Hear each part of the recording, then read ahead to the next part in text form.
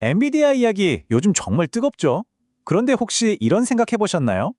왜 우리나라 최고의 IT 기업에서는 엔비디아처럼 직원들이 백만장자가 되는 일이 드물까? 오늘 바로 이 미스터리를 한번 파헤쳐 보려고 합니다. 자, 보세요. 80%. 이게 무슨 숫자냐면요. AI 시대의 왕좌에 오른 엔비디아 있잖아요. 거기 직원 10명 중 8명이 백만장자라는 추정치입니다. 와, 정말 어마어마하죠? 그런데 말이죠. 왜 이런 대박 신화가 우리나라에서는 좀처럼 들려오지 않는 걸까요? 바로 이 질문에서부터 오늘 이야기를 시작해 보겠습니다. 좋습니다. 그럼 먼저 미국에서는 도대체 무슨 일이 벌어지고 있는지 그 꿈의 시나리오부터 한번 들여다볼까요? 엔비디아는 어떻게 직원들을 백만장자로 만드는 이 엄청난 시스템을 구축했을까요? 그 비밀의 중심에는 바로 이 RSU라는 게 있습니다. 우리말로는 제한조건부 주식이라고 하는데요. 뭐 복잡하게 생각할 거 없고요. 아주 쉽게 말해서 우리 회사에서 일정 기간 열심히 일하면 회사 주식을 보너스로 줄게. 바로 이겁니다. 바로 이겁니다. 엔비디아 성공의 핵심 공식이죠.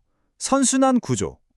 직원들이 막 혁신적인 아이디어를 내서 회사가 엄청나게 성장해요. 그럼 당연히 주가가 오르겠죠? 그 오른 주가로 인한 이익이 고스란히 다시 직원들에게 돌아가는 거예요.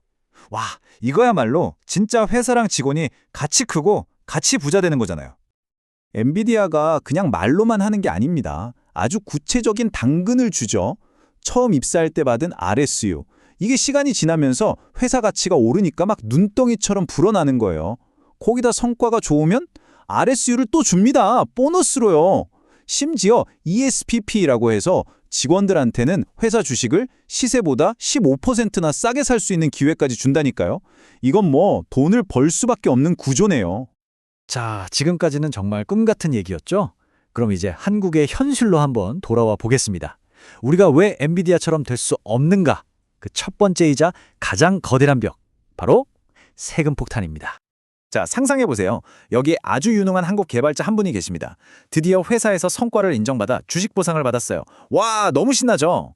그런데 그 기쁨도 잠시 생각지도 못한 어마어마한 청구서가 날아드는 겁니다.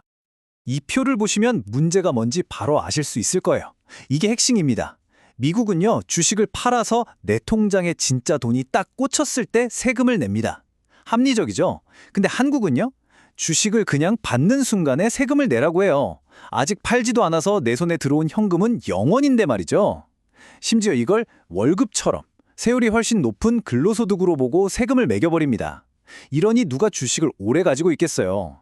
이게 바로 장기 투자의 꿈을 꺾어버리는 결정적인 차이입니다. 그래서 나오는 숫자가 바로 이겁니다. 마이너스 45%. 주식을 딱 받았는데 아직 현금화하지도 않았는데 그 가치의 최대 45%를 세금으로 내야 하는 상황이 벌어지는 겁니다. 황당하죠? 실제로 많은 분들이 이렇게 이야기합니다. 아니, 이러면 장기적으로 자산을 불리는 게 아예 불가능하다. 세금 내려고 받은 주식을 바로 팔아야 하는데 이게 무슨 의미가 있냐고요. 이 한탄 속에 이 제도의 모든 모순과 개인들이 느끼는 좌절감이 다 담겨 있는 거죠. 근데 여러분, 문제가 이 세금 하나뿐이라면 차라리 다행일지도 모릅니다. 사실은 그 뒤에 더 복잡하고 구조적인 문제들이 얽히고 설켜 있어요. 또 어떤 장벽들이 있는지 한번 보시죠. 장벽이 정말 한두 개가 아니에요. 첫째, 산업 규제가 너무 오락가락하니까 똑똑한 인재들이 에이, 불안해서 안 되겠다 하고 그냥 안정적인 대기업으로 가버려요. 둘째, 회사가 직원들한테 주식 보상해 주려고 자기 회사 주식, 즉 자사주를 좀 사려고 해도 규제가 너무 많아서 그것도 쉽지가 않아요. 그리고 마지막으로 이게 정말 큰데 회사가 상장하거나 다른 큰 회사에 인수되는 소위 엑시트할 기회가 너무 적어요. 그러니 스톡옵션을 받아봤자 그걸 현금으로 바꿀 길이 막막한 거죠. 자, 이렇게 문제점만 계속 얘기하면 너무 답답하죠? 그럼 이제부터가 중요합니다.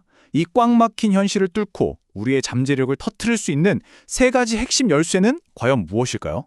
해결책으로 넘어가 보죠. 네, 첫 번째 열쇠는 역시 이겁니다. 세금. 이걸 더 똑똑하게 바꿔야 합니다. 해결책은 사실 아주 명확해요. 아까 문제라고 했던 걸 뒤집으면 됩니다. 세금 내는 시점을 주식을 받을 때가 아니라 실제로 팔아서 이익을 봤을 때로 바꾸는 거죠. 그리고 세금 종류도 높은 세율의 근로소득이 아니라 훨씬 합리적인 양도소득으로 매기는 겁니다. 이것만 딱 바뀌어도 직원들이 우리 회사 믿고 주식 오래 가지고 있어도 되겠다. 이런 강력한 동기가 생기지 않겠어요? 자, 두 번째 열쇠입니다. 이번엔 기업의 팔다리를 묶고 있는 규제를 풀어주는 거예요. 직원들에게 더 유연하게, 더 적극적으로 보상할 수 있도록요. 핵심은 기업이 자기 회사 주식을 사는 이 자사주 매입 규제를 풀어주는 겁니다. 이렇게 되면 좋은 게 뭐냐면요. 기존 주주들한테 피해를 주지 않으면서도 RSU 같은 보상 프로그램을 운영할 충분한 주식을 확보할 수 있게 되는 거죠. 회사가 인재에게 보상할 실탄을 마련해주는 셈입니다. 그리고 마지막 세 번째 열쇠입니다. 직원들이 받은 그 소중한 주식이 그냥 종이 조각으로 끝나지 않게 진짜 현금으로 바뀔 수 있는 길을 더 많이, 더 넓게 열어주는 겁니다. 어떻게 하냐고요? 방법은 여러 가지가 있습니다. 기술 좋은 스타트업들이 상장, 즉 IPO를 더 쉽게 할 수 있도록 문턱을 낮춰주고 기업들끼리 서로 사고 파는 M&A가 더 활발해지도록 세금 혜택 같은 당근을 주는 거죠. 결국 핵심은 하나입니다. 직원들이 받은 주식을 현금으로 바꿀 수 있는 출구를 여러 개 만들어주자는 거예요. 그래야 스톡옵션이 진짜 의미 있는 보상이 되겠죠. 자, 이제 슬슬 마무리를 해볼까요? 우리가 지금까지 이야기한 이 모든 변화들, 이게 과연 어떤 의미를 가질까요? 이건 그냥 직원들 월급 정도 챙겨주자 이런 단순한 이야기가 절대 아닙니다. 주식 보상은요, 그냥 보너스가 아니에요.